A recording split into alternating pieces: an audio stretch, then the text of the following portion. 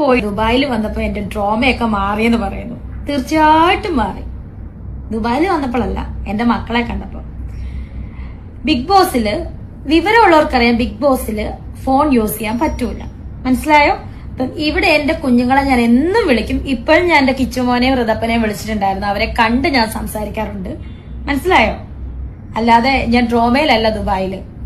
ദുബായിൽ ഞാൻ പ്രമോഷന് വന്നതാണ്, പാപ്പിലോന്റെ പ്രമോഷന് വന്നതാണ്, ഒരു ജോലിക്ക് വന്നതാണ്. പ്രമോഷന്റെ ജോലിയാണ്. സോ ഞാനൊരു ആർട്ടിസ്റ്റ് ആണ്. പക്ഷെ ഇവിടുത്തെ എന്റെ മക്കളെ വിളിക്കാൻ എനിക്ക് പറ്റും. അവരെ വീഡിയോ കോൾ ചെയ്യും, സംസാരിക്കും, എന്റെ വീട്ടുകാരെ വിളിക്കും, എന്റെ ഫ്രണ്ട്സിനെ വിളിക്കും. മനസ്സിലായോ? അപ്പൊ ഇതൊക്കെ പറയാനുള്ള മറുപടി, ഇതൊക്കെ ആർക്കുള്ള മറുപടിയാണെന്ന് നിങ്ങൾ തന്നെ ഊഹിച്ചെടുത്തോളൂ. കാരണം എനിക്ക് അവരുടെ പേര് പറഞ്ഞ് അവരെ വീണ്ടും റീച്ച് ആക്കാൻ എനിക്ക് യാതൊരുവിധ താല്പര്യമില്ല. സോ ദുബായിൽ നിന്ന് രേണു സുധി. ദുബായിൽ നിന്ന് രേണു സുധി. ഈ ഡയലോഗ് ഞാൻ എവിടുന്ന് കേട്ടിട്ടുണ്ടല്ലോ. ദുബായിൽ നിന്ന് രേണു സുധി. ഇതുമായിട്ട് റിലേറ്റ് ചെയ്ത് വേറെ ഏതെങ്കിലും ഒരു ഡയലോഗ് നിങ്ങൾക്ക് ആർക്കെങ്കിലും ക്ലിക്ക് ആവുന്നുണ്ടെങ്കിൽ ഒന്ന് പറയണം. ഞാൻ എവിടെയോ കേട്ടിട്ടുണ്ട് ദുബായിൽ നിന്ന് രേണു സുധി. പക്ഷെ അത് രേണു സുധിക്ക് വരാം വേറൊരാളുടെ പേരും, ദുബായ് എന്ന് പറയുന്ന സ്ഥലത്തിന് വരെ വേറെ ഏതൊരു പേരും കൂടെയാണ്. എന്തേലും ആവട്ടെ. അപ്പൊ നമ്മൾ പറയാൻ വന്ന വിഷയം, ഈ പുള്ളിക്കാരനെ കുറിച്ച് വീഡിയോ ചെയ്യുന്നില്ല എന്നിരുന്നതാണ്. പക്ഷേ അടുപ്പിച്ച് 2-3 വീഡിയോസ് ഇവരിടുന്നത് കണ്ടു. ഇവരെ കുറിച്ച് ഇങ്ങനെ ദുബായിലാണ് എന്നൊക്കെ പറഞ്ഞ് ആളുകൾ കുശുമ്പിറങ്ങി ഇഷ്ടംപോലെ വീഡിയോസും കാര്യങ്ങളും റിയാക്ഷൻസ് ഒക്കെ ചെയ്യുന്നുണ്ട് എന്നുള്ള കാര്യങ്ങൾ. ബാർ ഡാൻസ് കളിച്ച സമയത്ത് ചുരുക്കം ചില ആൾക്കാർ റിയാക്ഷൻ വീഡിയോസ് ഇട്ടുണ്ടായിരുന്നു. ഏറ്റവും അവസാനം വീഡിയോ ഇട്ട ആളാണ് ഞാൻ ഏറ്റവും അവസാനമായിട്ട് ഞാൻ ഒരുപാട് ആലോചിച്ചു ഇടണ്ട. അപ്പോൾ കുറേ ആൾക്കാർ ഇടുന്നില്ലേ എന്ന് കളിയൊക്കെ ചോദിച്ചതിന്റെ പശ്ചാത്തലത്തിലാണ് നമ്മൾ ആ ഒരു വീഡിയോയും കാര്യങ്ങളൊക്കെ ഇട്ടിട്ടുണ്ടായിരുന്നത്. സോ ഇവരിപ്പോൾ വന്ന് പറയുന്നത് എന്താ വെച്ചാൽ അവർ അനങ്ങുമ്പോഴേക്കും ആളുകൾ റിയാക്ഷൻസ് ട്രോൾ. സത്യം പറഞ്ഞു കഴിഞ്ഞാൽ ഇതിനു മുമ്പ് അവരുണ്ടാക്കിയ ആ ഒരു ഓളൊന്നും ഇപ്പം സോഷ്യൽ മീഡിയക്കകത്ത് അവർക്കില്ല.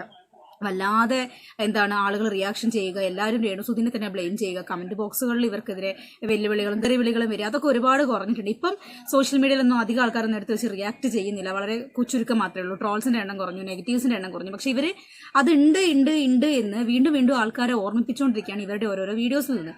ഇപ്പൊ ഇവർ പറഞ്ഞ ഈ ഒരു സ്റ്റേറ്റ്മെന്റ് കുട്ടീന്റെ എന്തോ ഒരു വിഷയമായിട്ട് ബന്ധപ്പെട്ട്, അത് വേറെ ആരും പറഞ്ഞല്ല, പുള്ളിക്കാരിന്റെ ഉറ്റ സുഹൃത്തായിരുന്ന എന്ന് വേണേൽ പറയാം, ആയിരുന്ന ഒരു പെൺകുട്ടി കൂടെ അഭിനയിച്ച ഒരു സ്ത്രീ പറഞ്ഞ കാര്യങ്ങളാണ് ഈ ട്രോമയെ കുറിച്ചിട്ടൊക്കെ. ഞാൻ അതിന്റെ ആ ഒരു വീഡിയോ ചെറിയൊരു വശം ഇവിടെ കൊടുക്കാം. രേണു പറഞ്ഞത് രേണുവിന് കുട്ടികളെ കാണാതിരിക്കാൻ പറ്റുന്നില്ല എന്നാണ്. പക്ഷെ 15 ദിവസം 20 ദിവസം രേണുവിന് ഗൾഫിൽ പോയിട്ട് നിൽക്കുമ്പോൾ കുട്ടികളെ കാണുന്നില്ലല്ലോ.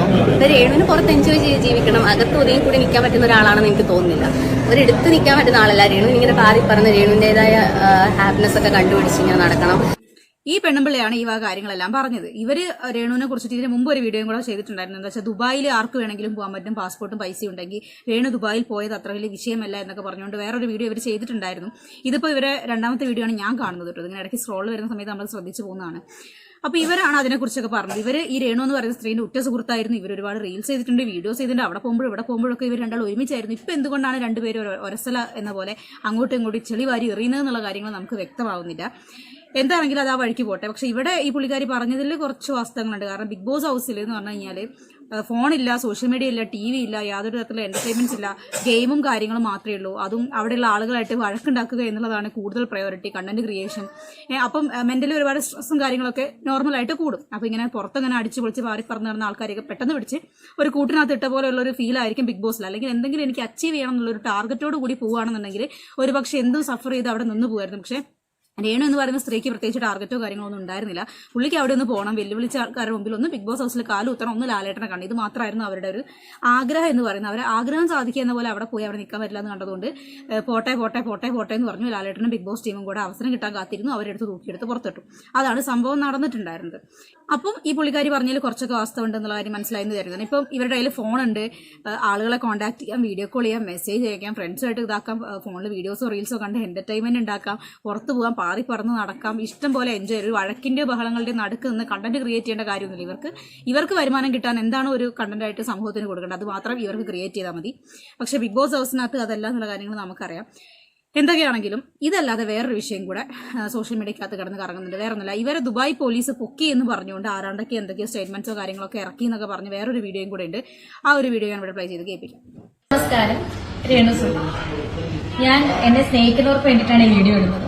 എന്നെ ഒരു ദുബായ് പോലീസും അറസ്റ്റ് ചെയ്തിട്ടുമില്ല. ഞാൻ ഹോസ്പിറ്റലിലും അല്ല. കുറെ വിവാദങ്ങൾ നടക്കുന്നുണ്ടല്ലോ, നമ്മുടെ ചിതൽ വ്ലോഗും അതുപോലെ ഏതാ ചോക്ക് ടോക്സും പിന്നെ ആരാണ് മോനു സത്യനും. ഇവരാണ് 3 പ്രധാനപ്പെട്ട ആൾക്കാർ. ബാക്കി കുറെ ഇങ്ങനെ നട്ടാ കുറയ്ക്കാത്ത കുരിക്കാത്ത കുറെ എണ്ണം ഇറങ്ങിയിട്ടുണ്ട് എനിക്ക് വേണ്ടിയിട്ട് എതിരെ വീഡിയോ ഇടാൻ. അവരുടെ പേര് പോലും പറയാനുള്ള ഞാൻ പറയാനുള്ള യോഗ്യത അവർക്കില്ല. അതുകൊണ്ട് ഞാൻ പറയണില്ല. ഞാൻ പറയാനുള്ള യോഗ്യത അവർക്കില്ല. നിനക്ക് എന്ത് യോഗ്യത ഉള്ളത്? ഈ രേണു എന്ന് പറയുന്ന സ്ത്രീക്ക് എന്ത് യോഗ്യതയാണുള്ളത്? മറ്റുള്ള ആൾക്കാരെ പറയരുത്, പേര് പറയാൻ പോലുള്ള യോഗ്യത അവർക്കില്ല എന്ന്. പുള്ളിക്കാരി എന്താ വലിയ കൊമ്പത്ത മാങ്ങയോ? യോഗ്യത എന്ന് പറയുന്ന സാധനം നിങ്ങൾക്കാണ് ഇല്ലാത്തത്. നിങ്ങൾ വലിയ വലിയ ആർട്ടിസ്റ്റ് ഒന്നുമില്ല. ഇവരുടെ സംസാരവും കാര്യങ്ങളൊക്കെ കേട്ട് കഴിഞ്ഞാൽ തോന്നുന്നു മഞ്ജു വാര്യർ ഇവരെക്കാളും താഴെയാണെന്ന്. ഇവരാണ് ഈ വലിയ എന്തോ സംഭവം. ഫിലിം ഇൻഡസ്ട്രി മുഴുവൻ ഇവരുടെ കയ്യിലാണ്, ആർട്ടിസ്റ്റുകൾ മുഴുവൻ ഇവരുടെ താഴെയാണെന്നായിരിക്കും ഇവരുടെ സംസാരവും പെരുമാറ്റം കാണുന്ന എനിക്ക് മനസ്സിലാവുന്നത്. സത്യം പറഞ്ഞു കഴിഞ്ഞാല് നിന്റെ പേരാണ് പറയാൻ യോഗ്യത ഇല്ലാത്ത പേര്, അല്ലാതെ മറ്റാൾക്കാരുടെ പേരൊന്നുമല്ല. സമൂഹത്തിലും സൊസൈറ്റിയിലും കാണിച്ചു കൂട്ടുന്ന കോപ്രായങ്ങൾ എന്തൊക്കെയാണെന്ന് സ്വന്തമായിട്ട് ചിന്തിച്ചു നോക്കുക. എനിക്ക് കമന്റ്സ് ഒന്നും ഒരു പ്രശ്നമല്ല, എന്നെ ആരെന്ത് പറഞ്ഞാലും എനിക്കൊരു വിഷയമേ അല്ല എന്നുള്ള മൈൻഡിൽ വല്ലാതെ വായ്ത്താൾ അടിക്കുന്നത് കണ്ടു. പക്ഷേ പുള്ളിക്കാരി ചെയ്യുന്നത് എന്താണ്? പുള്ളിക്കാരിക്ക് ആരെങ്കിലും എന്തെങ്കിലും തംബ്ലൈനോ വീഡിയോ കാണുന്ന സമയത്ത് മാത്രമേ ഈ പുള്ളിയുടെ നാക്ക് 1000 കണക്കിന് പൊന്തുള്ളൂ, അല്ലെങ്കിൽ ഒരുപാട് ഉയരങ്ങളിലേക്ക് എത്തുള്ളൂ. അല്ലാതെ ഗുരുതരമായ ഒരു ആരോപണം ഇവർക്കെതിരെ പറഞ്ഞ സ്ത്രീക്കെതിരെ ഒരു അക്ഷരം വാതുറന്ന് പറയാൻ ഇവർക്ക് പറ്റിയിട്ടില്ല. അതിനെക്കുറിച്ചൊന്ന് പ്രതികരിക്കാൻ ഇവർക്ക് സാധിക്കുന്നില്ല. ഒന്ന് ആലോചിച്ച് നോക്കുക, എത്ര വലിയ ആരോപണമാണ് പറഞ്ഞത്. അതിന്റെ പുറകെ വള്ളി പിടിച്ച് നടക്കാൻ ഇവർക്ക് ഒരു താല്പര്യമില്ല. അതല്ലാന്നുണ്ടെങ്കിൽ അവർക്കെതിരെ സോഷ്യൽ മീഡിയക്കകത്ത് പൊട്ടിത്തെറിക്കാനോ പ്രതികരിക്കാനോ ഇവർക്ക് നാക്ക് പൊന്തുന്നില്ല. ഇവരെ കുറിച്ച് എന്തെങ്കിലും ഒരു വീഡിയോസോ കാര്യങ്ങളോ ആരെങ്കിലും ഇടുമ്പോഴേക്കാണ് ഇവർക്ക് ഭയങ്കര ചൊറിച്ചിൽ. അതും തംബ്ലൈൻ ആരെങ്കിലും മിസ്ലീഡിങ് കൊടുത്തു കഴിഞ്ഞാൽ ഇവർക്ക് ഭയങ്കര ചൊറിച്ചില്ല. മിസ്ലീഡിങ് തംബ്ലൈൻ കൊടുക്കുമ്പോൾ ചൊറിയുന്ന ഇവർക്ക് ആലോചിക്കണം, ഇത്രയും വലിയ മിസ്ലീഡിങ് സ്റ്റേറ്റ്മെന്റ് ഇറക്കിയ ആളോട് ഒരു അക്ഷരം മിണ്ടാനില്ല. Double stand. ഇവരുടെയൊക്കെ വീടിന്റെ ഫ്രണ്ടിൽ എഴുതി വെക്കണം രേണു സുധി ഈ വീടിന്റെ ഐശ്വര്യം. കാരണം എന്നെ വെച്ചിട്ട് നെഗറ്റീവ് പറഞ്ഞു കുറെ കാശുണ്ടാക്കുന്നുണ്ടല്ലോ. എന്തായാലും ഇയാള് സുധീനെ വിറ്റുണ്ടാക്കിയ അത്രയും വലിയ കാശ് തന്നെ വിറ്റിട്ട് ആരും ഉണ്ടാക്കിയിട്ടുണ്ടാവില്ല.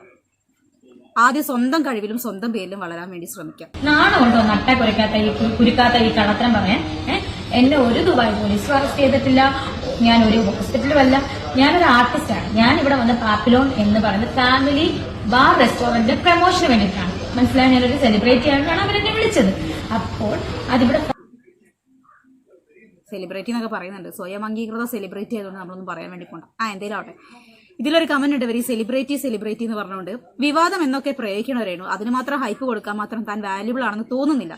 കഴിവുള്ള ഒരുപാട് ആർട്ടിസ്റ്റുകൾ കേരളത്തിലുണ്ട്, തന്നോട് ഒരു ഇഷ്ടക്കേടുമില്ല. ബട്ട് ഇയാൾ വിചാരിക്കുന്ന മാത്രം അത്രയും വലിയ സംഭവമൊന്നുമല്ല ഈ രേണു സുധി. കറക്റ്റാണ്, വിവാദങ്ങളും കാര്യങ്ങളൊക്കെ ഉണ്ട്, ഇത്തിരി ഫേമസ് ഒക്കെയാണ്. ഇങ്ങനെയാണെങ്കിൽ ഈ അലൻ ജോസ് പെരേരനൊക്കെ ഉദ്ഘാടനത്തിൽ വിളിച്ചു കഴിഞ്ഞാൽ പുള്ളി നാളെ വന്നിട്ട് പറയല്ലോ ഞാൻ വലിയ ആർട്ടിസ്റ്റാണ്, ഞാൻ വലിയ സെലിബ്രിറ്റി ആണ് എന്നൊക്കെ. അത്രമാത്രമൊന്നുമില്ല. ഈ അലൻ ജോസ് പെരേര, ആറാട്ടണ്ണൻ, പിന്നെ അങ്ങനെയുള്ള ആളുകളുടെ ആ ഒരു സീരീസിൽ ഒരാൾ മാത്രമാണ് ഇയാളും. അല്ലാതെ വലിയ ആർട്ടിസ്റ്റ് എന്ന് പറയത്തക്ക വിധത്തിലൊന്നുമില്ല. അഭിനയിക്കാൻ അറിയെങ്കിൽ പിന്നെ ആർട്ടിസ്റ്റ് എന്തെങ്കിലും വിളിക്കായിരുന്നു. ഈ കണ്ണും കൊണ്ട് ഇങ്ങനെ ഗോസ്റ്റ് കാണിക്കുന്ന ആളെ എങ്ങനെയാണ് ആർട്ടിസ്റ്റ് എന്ന് വിളിക്കാന്ന് എനിക്കറിയില്ല. ഫാമിലി ആയിട്ട് വന്ന് ഫുഡ് കഴിക്കാനും അതുപോലെ ഡ്രിങ്ക്സ് കഴിക്കേണ്ടവര് കഴിച്ചാൽ മതി, ഇല്ലാത്തവര് കഴിക്കേണ്ടതേ. പിന്നെ ഞാൻ അഭിനയിച്ചത് പരിമല ചെരുവില എന്ന് പറയുന്ന പാട്ട് അഭിനയിച്ചത് അതുപോലെ പ്രൊമോഷൻ ആയിരുന്നു. അത് കള്ള് കുടിക്കുന്നതായിട്ട് നമ്മൾ അഭിനയിക്കേണ്ട സ്ഥലത്ത് നമ്മൾ അഭിനയിച്ചല്ലേ പറ്റുന്ന. ഞാനൊരു ആർട്ടിസ്റ്റാണ്, ഞാൻ ഇതിന് മുന്നേ അഭിനയിച്ചിട്ടുണ്ടല്ലോ, അതുപോലെ അഭിനയിച്ചതാണ്. അതിന് ഞാൻ കള്ളു കുടിച്ച് വെളിവില്ലാതെ വഴി കിടന്ന് ദുബായ് പോലീസിനെ അറസ്റ്റ് ചെയ്ത് ഹോസ്പിറ്റലിൽ അഡ്മിറ്റ് ആക്കി. ഒരു ഫോട്ടോയും കൂടെ അത് കണ്ടിട്ടാണ് എനിക്ക് പ്രതികരിക്കാൻ തോന്നുന്നത്. ഒരു ഫോട്ടോയും കൂടെ ഇഞ്ചക്ഷൻ എടുത്തിങ്ങനെ ഞാൻ കിടക്കുന്നത്. ഇഞ്ചക്ഷൻ എടുത്ത് ഇങ്ങനെ കിടക്കുന്ന ഒരു ഫോട്ടോയും കൂടെ കണ്ടതുകൊണ്ടാണ് പുള്ളിക്കാരിക്ക് പ്രതികരിക്കാൻ വേണ്ടി തോന്നിയത്. അത് നിങ്ങൾ നോട്ട് ചെയ്യണോ? പ്രത്യേകിച്ച് പ്രതികരിക്കാൻ തോന്നിയ വിഷയം എന്താണെന്നുള്ളത്. ഇതിലും വലിയ സംഭവം ചില ആൾക്കാർ ഹോസ്പിറ്റലിന്റെ ബ്ലർ ചെയ്തിട്ടുള്ള ഇമേജസും ഗർഭം അലസിപ്പിച്ച കഥകളെല്ലാം കൂടെ ഇഷ്ടം പോലെ ആളുകൾ തംബ്ലൈനും കാര്യങ്ങളൊക്കെ വെച്ച് വീഡിയോ സഹിതം പോസ്റ്റ് ചെയ്ത സമയത്ത് പുള്ളിക്കാരിക്ക് പ്രതികരിക്കാനുള്ള ഒരു ഓപ്ഷൻ ഇല്ലായിരുന്നു. അന്ന് ആ വെറൈറ്റി മീഡിയയുടെ ഇന്റർവ്യൂവിന്റെ സമയത്ത് മാത്രം ഒരു 2 വരി അതിനെക്കുറിച്ച് പറഞ്ഞു. ഞാൻ അതിന്റെ വിറകെ പോകുന്നില്ല, അവരെന്തെങ്കിലും ചെയ്തോട്ടെ എന്നുള്ളൊരു മൈൻഡിൽ അത് ഒഴിവാക്കി വിട്ട പുള്ളിക്കാരിയാണ് ഇപ്പോൾ പറയുന്നത്. ഇങ്ങനെ സിറിഞ്ച് കുത്തിച്ച് ഇങ്ങനെ കിടക്കുന്ന ഫോട്ടോയും കൂടെ കണ്ടപ്പോൾ എനിക്ക് പ്രതികരിക്കണമെന്ന് തോന്നിയെന്ന്. നിങ്ങൾക്കൊന്നും ഞാൻ ഇതിൽ കൂടുതൽ എന്താ പറയാൻ, നാണമുണ്ടോ നിങ്ങൾക്ക്? നാണം കെട്ടവന്മാരെ ഇങ്ങനെ ഞാൻ പറയുന്നുള്ളൂ. നീ ഇതെടുത്തിട്ട് അലപ്പിയാലും കുഴപ്പമില്ല. എനിക്ക് എന്റെ മറുപടി എന്നെ സ്നേഹിക്കുന്നവർക്ക് വേണ്ടി ഞാൻ പറയണമെന്നുള്ളത് ഉത്തരവാദിത്തമാണ്. അതുകൊണ്ട് ഞാൻ പറഞ്ഞു, എന്നെ ആരും അറസ്റ്റ് ചെയ്തിട്ടില്ല. ഞാൻ ഇവിടെ തന്നെ ഉണ്ട്, സാൻ മറീനോ ഹോട്ടൽ പാപ്പിലോണിലുണ്ട്. 11-ാം തീയതി ഉച്ചകഴിഞ്ഞ് വൈകിട്ട് ഞാൻ ഇന്ത്യയിലോട്ട് പോകത്തുള്ളൂ. അപ്പം എന്നെ എല്ലാം സപ്പോർട്ട് ചെയ്യുന്നവർക്ക് ഒരുപാട് താങ്ക്സ്, ഒരുപാട് നന്ദി. Thank you so much. അതെ, വരുന്ന സമയത്ത് എല്ലാവരും എന്ത് ചെയ്യണം, കുറച്ച് പടക്കം എല്ലാം വാങ്ങി സെറ്റ് ചെയ്ത് വെച്ചോളൂ. ചേച്ചി വരുന്ന സമയത്ത് വമ്പൻ ആഘോഷമാക്കണം. മാല, ബൊക്ക, പൂവ്, റോസാപ്പൂക്കള് എല്ലാം ഒരു റെഡ് കാർപ്പറ്റ് കൂടെ വിരിച്ചു കൊടുത്താൽ ഹാപ്പി ആവും.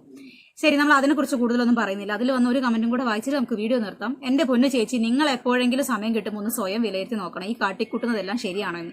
എല്ലാവരുടെയും സഹതാപത്തിലൂടെ നിങ്ങൾ പച്ച പിടിച്ചു വന്നതാണ്. വായെടുത്താൽ കള്ളം മാത്രം പറയുള്ളൂ. ഇപ്പൊ പറയണതല്ല പിന്നെ വേറെ ഇന്റർവ്യൂ പറയുന്നത്. നിങ്ങൾ സ്വയം സെലിബ്രിറ്റി എന്ന് പറഞ്ഞ് കാട്ടിക്കൂട്ടുന്ന എല്ലാം കോമാളിത്തരങ്ങളാണ്. ബിഗ് ബോസിലായിരുന്നപ്പോൾ പിള്ളേരെ കാണാൻ കരച്ചില്ല. അവിടുന്ന് വന്നു കഴിഞ്ഞ് ആ ചെറിയ കുഞ്ഞിന്റെ കൂടെ ഒന്ന് ഇരിക്കാനോ അതിനെ കൊണ്ടൊരു മിഠായി മേടിക്കാൻ പോകുന്നത് പോലും ആരും കണ്ടിട്ടില്ല. അത് കിച്ചുവിന്റെ കൂടെയൊക്കെ പോയത് കണ്ടായിരുന്നു, പുള്ളി കാണാഞ്ഞിട്ടായിരിക്കാം. ഫുഡ് കഴിക്കാനൊക്കെ എവിടെയോ KFC-യിൽ എവിടെയോട്ടൊക്കെ പോയിട്ട് ഭക്ഷണമൊക്കെ വാങ്ങി ഒരു ഔട്ടിങ്ങും കാര്യങ്ങളൊക്കെ അവർ ചെയ്തതാണ്. കമന്റ് ഇട്ട ആൾ കാണാത്തതുകൊണ്ടാണ് കേട്ടോ. അതിനെ കൊണ്ട് അതുകൊണ്ട് വായിച്ചു. ഞാനും 2 കുഞ്ഞുങ്ങളുടെ അമ്മയാണ്, വിധവയാണ്. കുഞ്ഞുങ്ങൾക്ക് കെയർ കൊടുക്കേണ്ട സമയത്ത് തുള്ളി നടന്നാൽ മക്കളുടെ ആയ കാലത്ത് അവർ നിങ്ങളെ തള്ളിപ്പറയും. വാസ്തവമാണ് കേട്ടോ അത്.